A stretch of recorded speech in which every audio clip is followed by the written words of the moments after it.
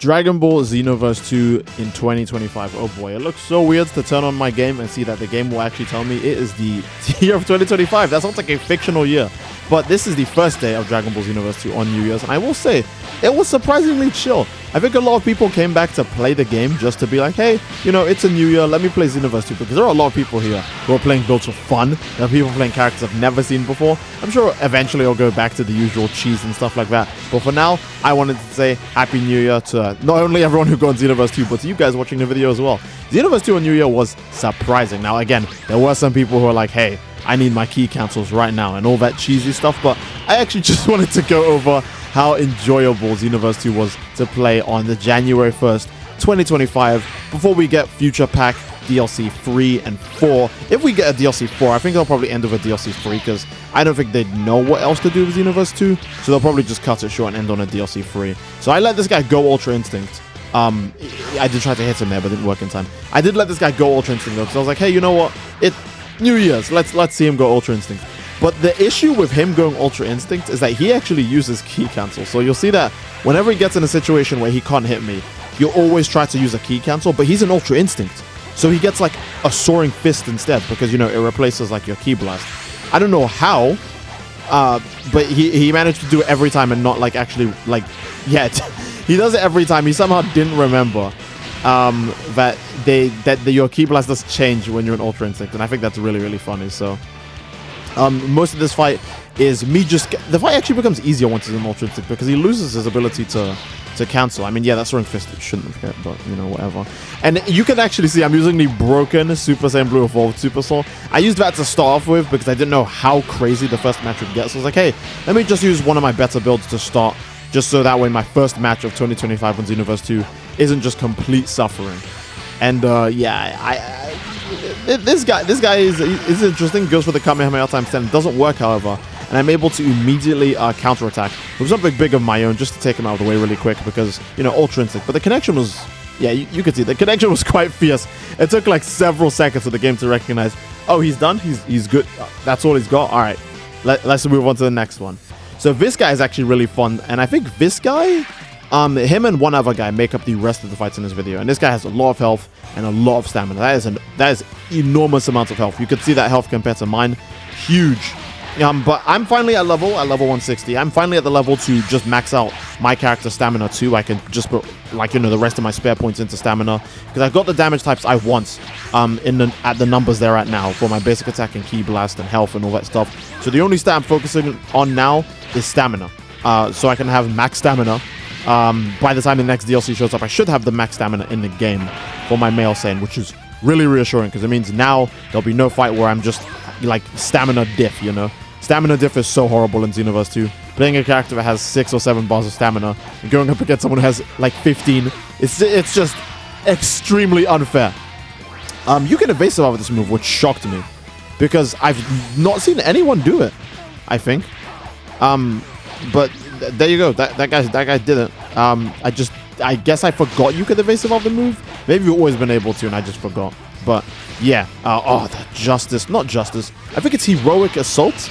The Gamma 1 skill. That move is so good, man. That move never comes off. It's just a really convenient counter. It counters both things. The counter itself does lots of damage. My ultimate attack doesn't even connect here, which is so tragic. But that ultimate is great. Oh, casually aura farm on the times 10 Kamehameha by dashing into it just to get a perfect block. You know, sometimes you're like, hey, being an adult is realizing Piccolo had a point. Sometimes it is just about standing there and looking cool.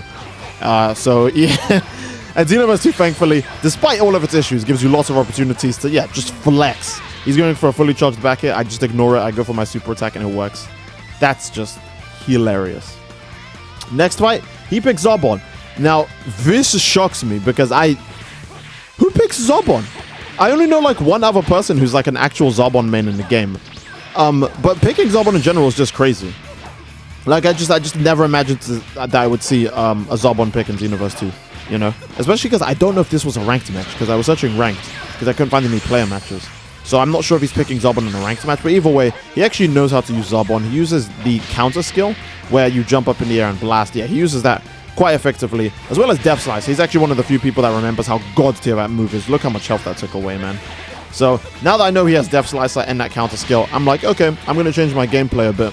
Because getting hit by Zab On's counter, or not a counter, but like his dodge skill, right? His evasive attack, that move. Getting hit by that means he could just throw a Death Slicer straight away and just do a ton of damage and start a combo, like with that big damage. And I'm not in the mood for that. So we do some damage, we knock him back, and then I go Super Saiyan Blue, because not only does that increase my defense, but it gives me faster stamina recovery. And he probably thought I was doing another attack, because he actually used his evasive in the middle of me transforming.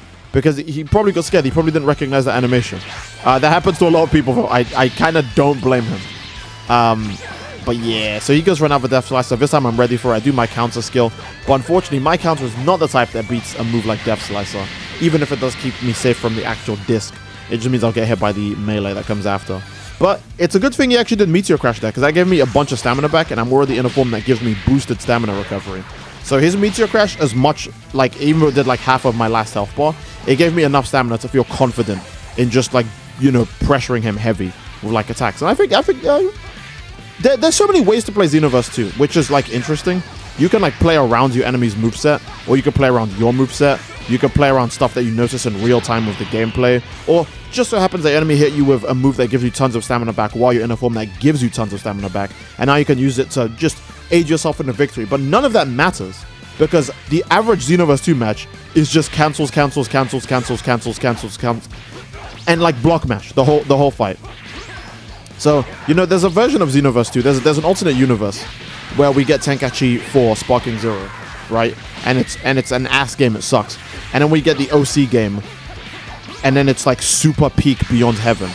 Like Xenoverse 2 with good connection, all the characters at launch, you know, it's doing DLC for Superhero and Daima DLC, like almost immediately after the game comes out. There's an alternate universe out there where that game exists. This isn't that universe, but it makes me happy knowing that, I don't know, there's a small sense of joy in me from playing a version of Xenoverse 2 that isn't torture. This damage on this is nuts, by the way. But there's a small sense of like, oh my god, the Kamehameha hitting him as well at the end. I keep forgetting, there are so many ways to play Xenoverse 2. I planned that he would recover into the Kamehameha and just lose like his last bit of health. But you can't do that most of the time, because most of the time, the lag wouldn't even let the damage connect. Oh man. Something about New Year's Xenoverse 2 opened my eyes. It made me go, yeah, this game would actually be really good if it just like fixed all of its problems. I guess you could say that about any game. There's a lot of games I know that if you fix all of their problems, they would either stay the same or still be bad. Xenoverse 2 would actually get better. And half of its problems are just like balancing and like connection-based stuff. Other than that, it would be a game that people like would actually like know life. Because again, your custom character, your own created character just gets to just be cool and fight the whole Dragon Ball cast or other created characters online. That sounds like a formula that'll work forever, and it is a good formula, because look how long they've been pushing out DLC for this game. This game came out before Fighters, it's less liked than Fighters, and it still gets more support than Fighters. Because it's got a good formula, it's just that, you know, everything else with the game is quite unfortunate. Also, I hit him way before he did that limit burst. That's BS. That should have just gave me my ultimate attack. Anyways, that annoyed me so much, I was like, I'm just gonna kill you right away. No fancy finish, I'm just gonna kill you. Rare time where I'm like, you know what, screw it. I'm not gonna wait for you to get stamina back so we can do this again. I'm just gonna finish the fight. Oh man. And here he shows his preset for Goku Green. This is actually a reveal that happens in Dragon Ball Daima as well. And if you guys haven't been watching Daima, you've just been missing out. Because how are you gonna miss Goku Green? That was a hype reveal. That was really cool. So stamina broken already, and I was thinking maybe I should go for a perfect. But the thing is, I don't actually care for that so much. So I was like, hey, I'm just gonna finish him off instead. You know, I'm just gonna go blue, gonna do my usual stuff. Get pulled in by a Kamehameha. You know, for me, it's not always about the instant kill. It's just always about the aura moment. It's always about the flex, aura farming and whatnot. My top 10 favorite thing. And I think he gets his guard broken either in this fight or the next fight, which allows me to style on him even harder. And man, I'm just remembering that there's no beam clashes in Xenoverse 2. Because if this was a Sparking Zero match, fights like this would eventually like go down to your enemy going, okay, I don't have a shot, so I'm just going to charge up to my ultimate stage and throw an ultimate attack. And I would see his ultimate attack and respond in kind. So, you know, he limit burst and then he gets triple burst Kamehameha. Absolutely tragic. But yeah, oh man, Xenoverse 2. Xenoverse 2 New Year's, it was actually good. It was actually good. I don't think I fought a single cheeser. I mean, I fought some people who were like key cancelling and stuff like that, sure. But they weren't like spamming it desperately the entire match and doing literally nothing else except just trying to do key cancels and block mash. You know, that's the difference. You can still use stuff that are like exploits or that are annoying, but so long as you don't like clutch to them to survive any like encounter in the game. Like there are people who are so bad they can't beat anybody in the game without key cancelling, and that is shocking. So they just do it the whole fight, and it's just so annoying. So it's actually nice to see a lot less. A day of Xenoverse 2 with no key cancelling or barely any key cancelling, block mashing, like any of those OP annoying moves, Namekians. That sounded so racially charged, but you know what I mean.